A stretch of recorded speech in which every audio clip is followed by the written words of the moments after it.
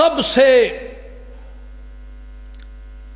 اہم ترین اور ضروری بات جو ہے وہ اپنے عقائد کا تحفظ ہے. اعمال دوسرے نمبر پر ہیں.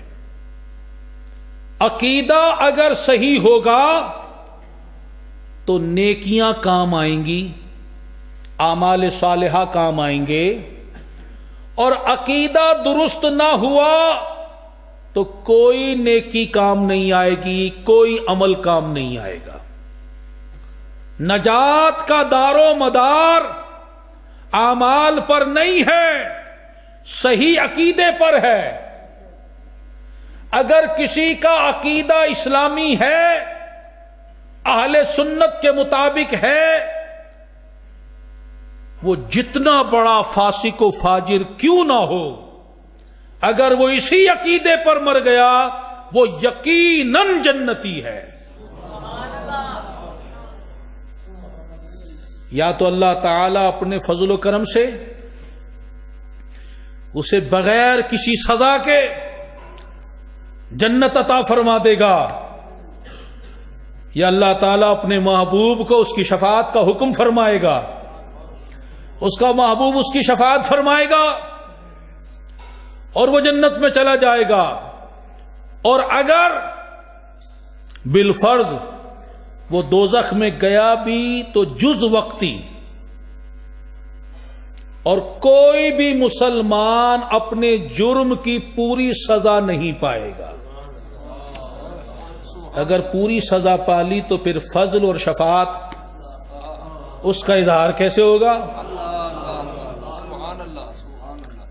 اول تو پہلے ہی کرم ہو جائے گا، اور اگر جانا بھی کسی کا ہوا تو سزا کاٹنے سے پہلے پہلے ہی اللہ تعالی اسے اپنے دامن رحمت میں لے لے گا.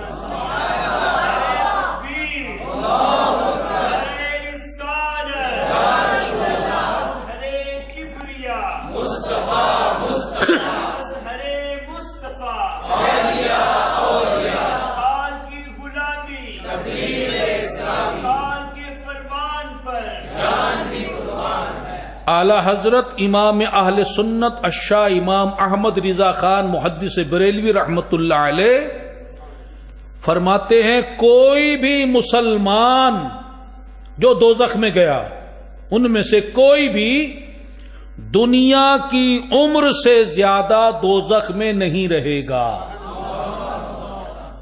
اور دنیا کی عمر حدیثوں میں 7,000 سال بتائی گئی ہے، یعنی 7,000 سال سے زیادہ وہ مسلمان جسے دوزخ میں بھیج دیا گیا 7,000 سال سے زیادہ دوزخ میں نہیں رہے گا. اللہ سے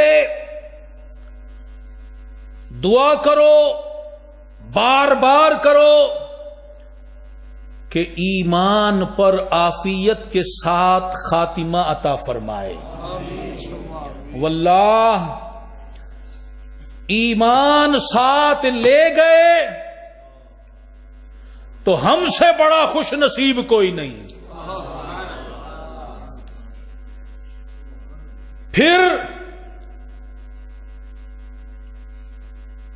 ہمارے شیخ بھی کام آئیں گے،